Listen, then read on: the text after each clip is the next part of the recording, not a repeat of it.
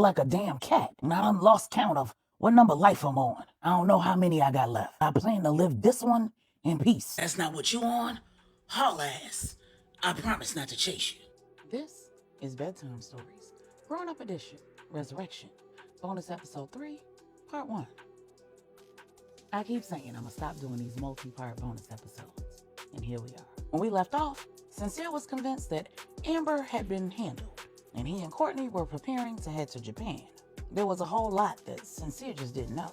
Without even holding a round table, the heads of all 5 families had reached a consensus, and even the heads in training and Angela were in agreement that there were no other options. Sincere's fate was in his own hands. While action wouldn't be taken against him, the families would absolutely allow him to walk himself into a trap. His only way out was a full confession. And it didn't look like he was planning to do that, because he was doubling down on his story that he'd had nothing to do with Saint's detention in Paris. On the long list of things that Sincere did not know, the fact that the situation with Amber was ongoing was probably one of the main ones. He also had no idea that Janelle's newfound change of heart was also a part of the plan against him. While he was in Courtney's room, trying to get her to form an alliance of sorts with him, Janelle was having a conversation with Catherine. She said, okay, I get it. He had a thing for some white broad in New York, and she was talking. The concern was that she had information that could be used against Sincere. But if he was involved in some operation to make sure that his secrets didn't get out, why exactly did the broad need to die to do that? Y'all couldn't have got the information and kept it out of the hands of the wrong people? Rescued the damn girl and got her on y'all side? Catherine said the kind of information that you are asking for is only provided on a need-to-know basis, and you don't need to know.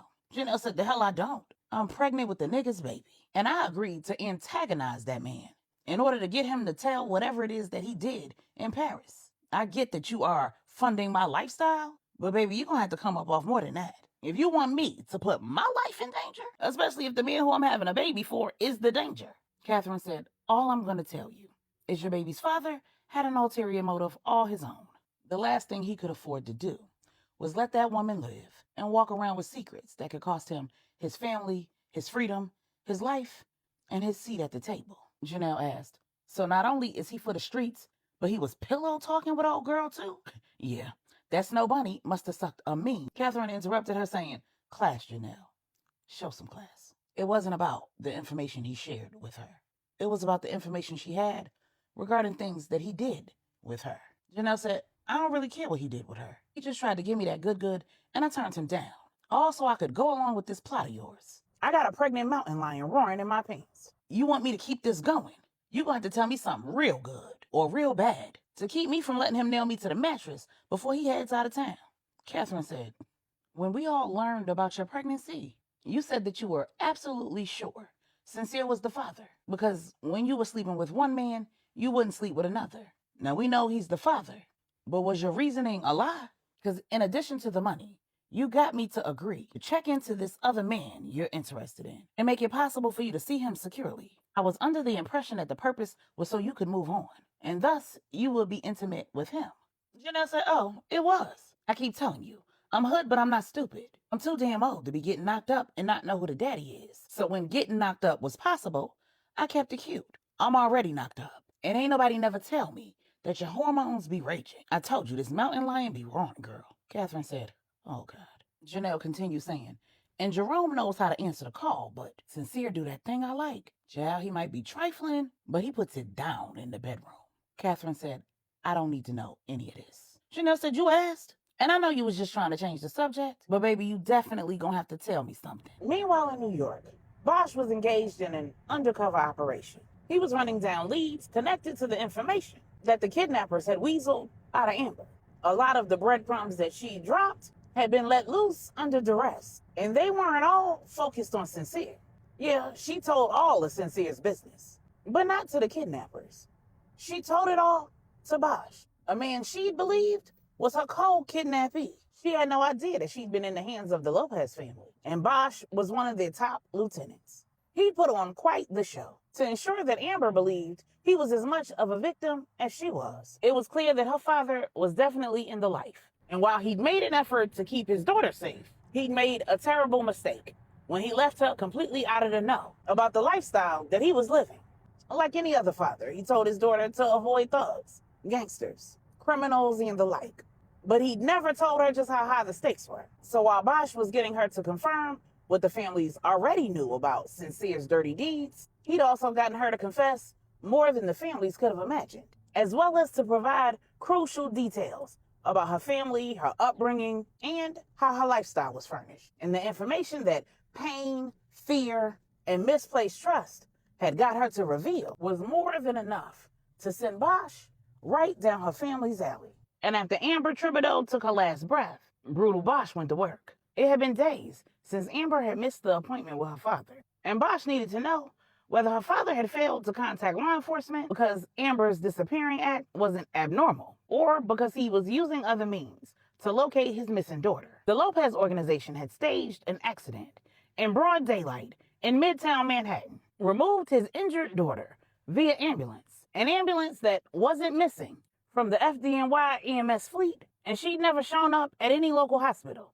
The driver of the offending car, his vehicle, and hers had all been removed from the scene within a matter of minutes. And when NYPD arrived, there wasn't an accident to be found or any witnesses. And when they reviewed CCTV in the local area, the plates on both vehicles would lead to a dead end. Because when Amber hopped in her Audi, she hadn't even noticed that her plates had been changed. Then she helped make her ID even more difficult by throwing on a pair of shades as soon as she entered her vehicle. And the fake paramedics who removed her from that vehicle made sure to position themselves in such a way that a clear photo of her face couldn't be extracted from any video. That meant that NYPD would absolutely require the public's assistance in cracking a case that hadn't even been opened. With neither a complaining victim or a missing persons report, there was no crime to be investigated. But NYPD had made a valiant effort to identify the drivers involved in the accident, the vehicles, and get the oddity on the public's radar.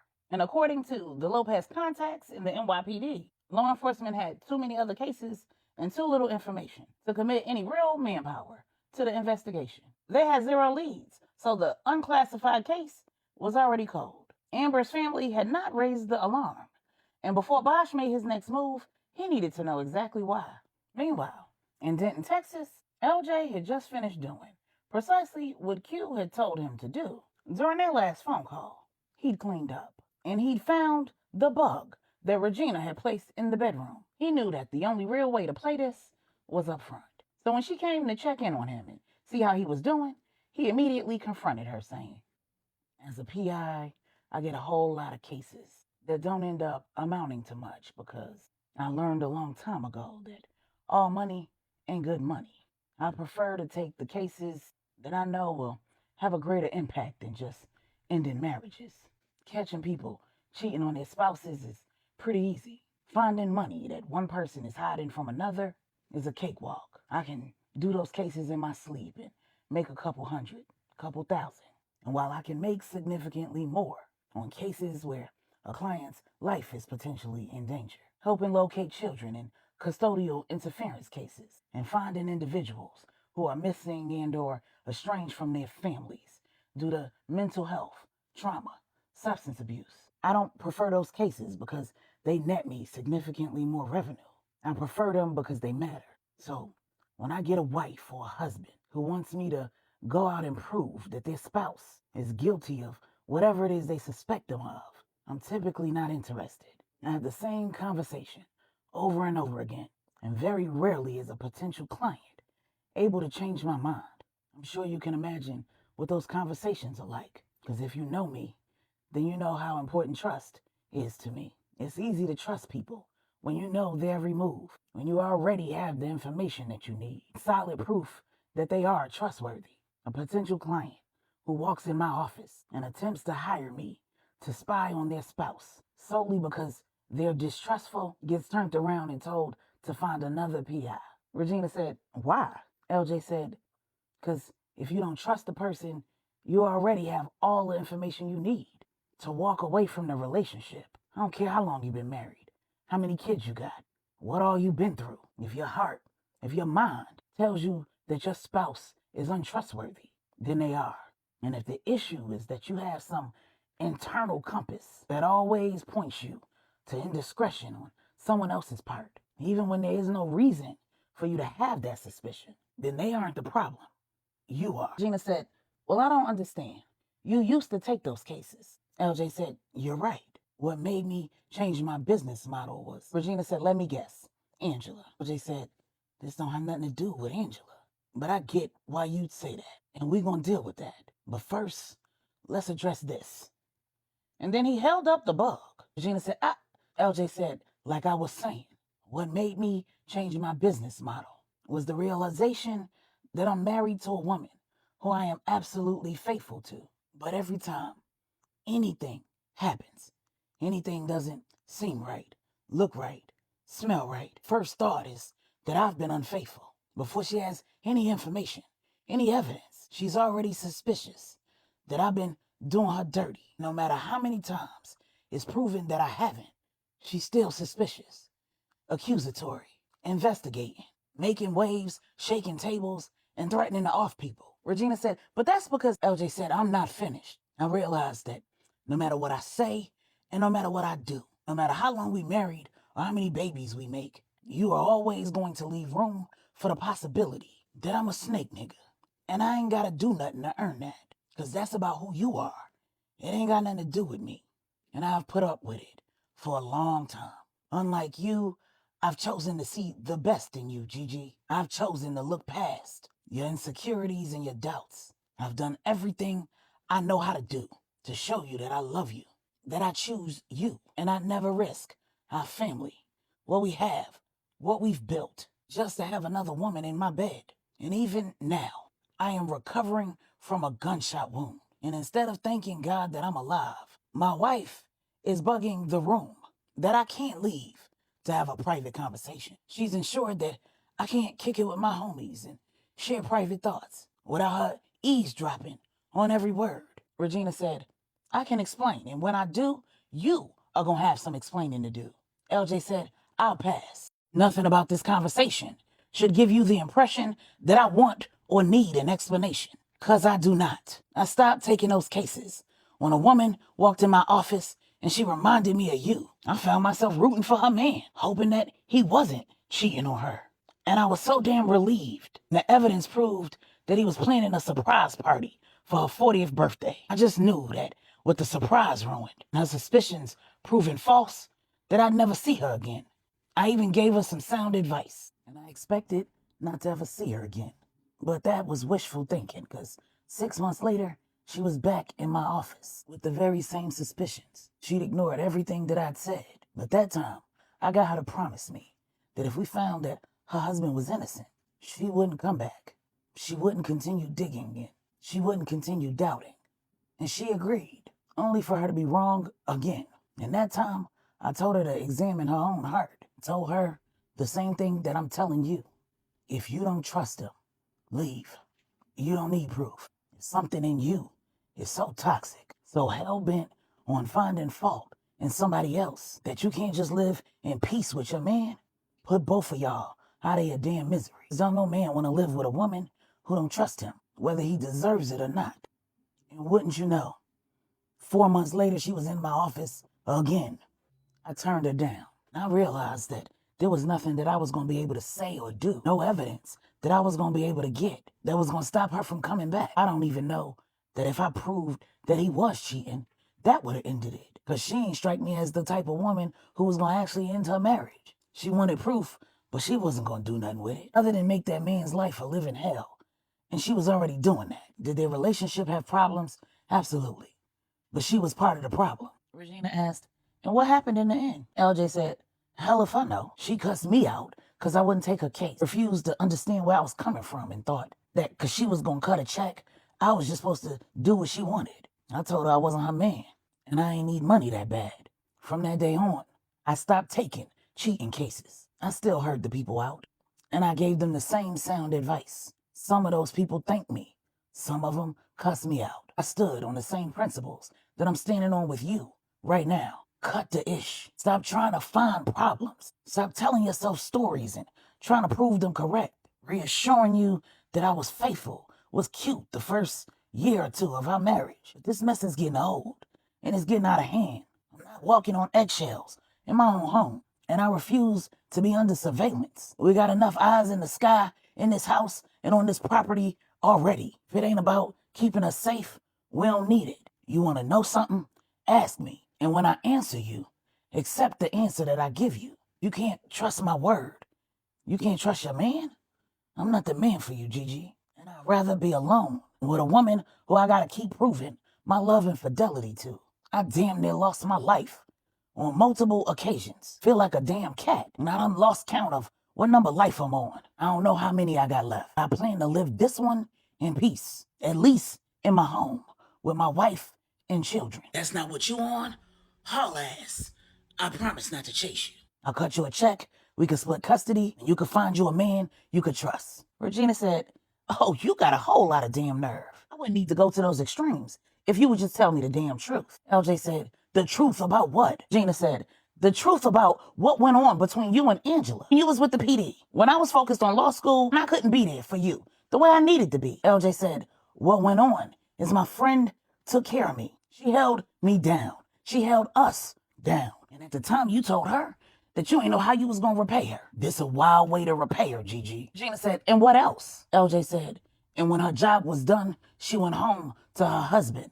And months later, I married you. I chose you. Why that ain't good enough? Regina said, because I know that y'all are hiding something from me. In the same way you don't want to be with a woman who don't trust you, I don't want to be with a nigga I can't trust. I have dedicated years of my life to loving you, being friends with Angela, and I've given you both my heart. And all I ever asked for in return was honesty, loyalty. LJ cut her off saying, you've gotten that at every turn. Every chance you get, you question it. And what's wild as hell, is you've given me plenty of opportunities to question you. And I haven't. I have chosen to trust. I've forgiven even when you didn't ask for forgiveness. Regina said, I ain't never cheated on you. I ain't never given you no reason to think that I was cheating on you. LJ said, oh really? When you was working for Langley and Associates. And all of a sudden, you started having a whole lot of late nights and working weekends. Right around the same time that cat Steve was hired. I'd come by to bring you lunch and y'all in there skinning and grinning. You was laughing at all his corny jokes and damn every time I called you, he was in the background. So, in your mind, there wasn't anything suspicious or questionable about that relationship. Any other man would have wanted to see that nigga. I wasn't pressed because I don't get pressed. Regina said, I wasn't. LJ said, I never asked. And when you randomly came home one day and told me that you was going to start your own firm, no explanation provided. I heard through the grapevine that Steve had been let go. I didn't even have to pry. The information just fell in my lap. What you think I heard, Gigi? Regina said, well, see, the thing about it is, LJ said, don't waste your breath. It wasn't important then, and it damn sure ain't important now. We were having a hard time. I peeped that you was moving different, and I let you decide for yourself. You remember what I asked you? And then it all came flooding back to Regina. Her husband had asked if she wanted a divorce. He never once asked her about Steve, and she'd wanted him to. The truth was nothing was going on with her and Steve. Steve was as gay as the day was long, and he'd been sniffing up behind Regina. But that was because he was trying to use her to get promoted, and she was trying to use him to make LJ jealous. Her efforts had failed, and Steve's had succeeded. He'd been promoted over her, and she'd been pissed. So when LJ didn't press her about Steve, she thought he'd just not noticed. But when he asked if she wanted a divorce, she said, hell no. And LJ said, don't let what you don't have steal what you do. And instead of falling back, Regina said, so instead of telling me what I want to know, you gonna flip this around. Try to turn the tables on me. Make this about the questions you didn't ask. I'm not you. I would have never had the suspicions that you had and let it rock. For the record, there was nothing going on with me and Steve. And LJ didn't let her finish. Back in the day, he'd heard Steve had been let go because of an inappropriate relationship in the workplace. He'd never found out that that inappropriate relationship wasn't with Regina. It was with a client. LJ cut off saying, you knew how it looked. You didn't check it. Regina said, no, because I was trying to get a rise out of you. I let you see that man sniffing behind me like a lost puppy. But he wasn't actually trying to get in my drawers. You were disconnected, LJ. You had gotten way too comfortable. And I just needed you to see that I still had it. When you asked me about divorce, I knew I had taken it too damn far. And so, I left Langley and Associates because they was playing with my money. Just because you good with letting people play in your face. And you and Angela don't seem to have a problem with not asking questions. Even when suspicious behavior is right in your face, that doesn't mean I shouldn't ask questions. Because I got another question for you. When did you stop taking cheating cases? Before or after you took Angela's? LJ said, I know you're not comparing our best friend's life being in danger to the run-of-the-mill cheating case. Are you really suggesting that I had some ulterior motives when I took our best friend's case? Yeah, you and BS, and I ain't got time for it. All you've ever done is play stupid games, make false accusations, and make loving you hard as hell. I'm not answering another damn question about any other woman. I don't care what you suspect. You tell yourself another damn story, then you're gonna have to stand on it. And you invade my privacy again, and you ain't gonna have to worry about ending things. Cause I will. Regina said, oh, you threatening to leave me? After all that I've done, all I've done for you. What happened to death do us part? LJ said, I'm not interested in death by 1,000 cuts. Maybe till death do us part isn't about physical death. Relationships die, Gigi. And when they do, it's because the people in them have killed them. I work too hard. I do too damn much. I'm too good of a nigga. And I look past way too damn much. I'm tired. And you should be too. We too old for this. A couple weeks ago, you was talking about having another damn baby. Why would you want to have a fourth kid with a nigga you don't trust? Regina said, why won't you just tell me what I want to know? And then LJ cut her off saying, because it wouldn't be enough. It wouldn't end the questioning. It wouldn't stop us from being right back here again. Only you can do that. I can't do this no more. I'm tired.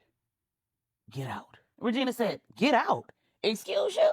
Before Regina could go slam off, Mom Joyce entered the room. She said, baby, I need your help in the kitchen. Regina said, no, you don't, Ma. We're in the middle of something. Mom Joyce said, oh, I know. Everybody in this house knows. The soldiers stationed outside of this house know. I think your husband has done a pretty good job of making where he stands clear. So how about you come and help me in the kitchen? Regina looked at LJ and said, this conversation is not over. LJ picked up the water jar on his end table and threw it clear across the room and said, yes, it is. And the next time you enlist one of my children in one of your psycho schemes, it's gonna be me and you. Regina said, oh, you throwing stuff and threatening me? Nigga, let me tell you something. And Mom Joyce grabs her by the arm and drug her out of the room because she knew LJ was about to throw Regina. Now, he wasn't domestic, but Regina was pushing it. It took all of Mom Joyce's strength to get Regina in the kitchen and keep her there. When she finally got her daughter to calm down, she said, this is not a court of law, and LJ is not your opposing counsel. Why do you have this unnecessary need for drama? Now you manufacturing it? You know good and well that there is nothing going on with LJ and Angela. Regina said, but if something happened between them, I need to know. Mom Joyce said, to what end, Regina? Are you going to end your marriage over something that you think happened before your marriage even started? Are you going to end a lifelong friendship with a woman who's been more of a sister to you than a friend? Because you think, Regina said, if they just tell me what happened, then I'll know exactly what I should do.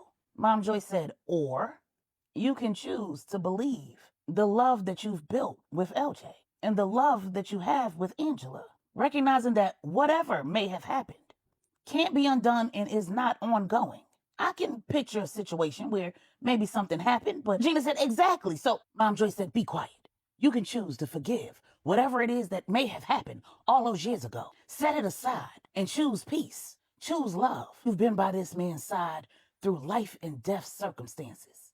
He moved heaven and earth, risked his life and his freedom to save and rescue you. He walked with you while you put the pieces back together after you were kidnapped and tortured, baby. Do you know how many women would kill for a man like the one you have? And you over here trying to throw all of that away because you think something happened more than a decade ago. Hell, almost 2 decades ago. Regina said it was 15 and a half years ago, to be specific. Joyce said, and what has the last 15 and a half years been like, Regina? His best friend is married to his other best friend. They have 7 children. They've managed to blend their family and not only survive but thrive through some very difficult circumstances. And they've both been there for you and LJ. You are both alive because of them. And there has been more than one occasion where even I've had to tell you that you weren't behaving like a married woman. And the fact that your husband didn't question you under those circumstances, he didn't spy on you, and he didn't doubt you. He didn't allow his own insecurities or even your behavior to stop him from showing up for you. That should be all the information you need to let this go. It can't possibly turn out well. It's crazy how the ones you trust the most, the most, the most, the most, the most. Be the first ones to flip and go ghost.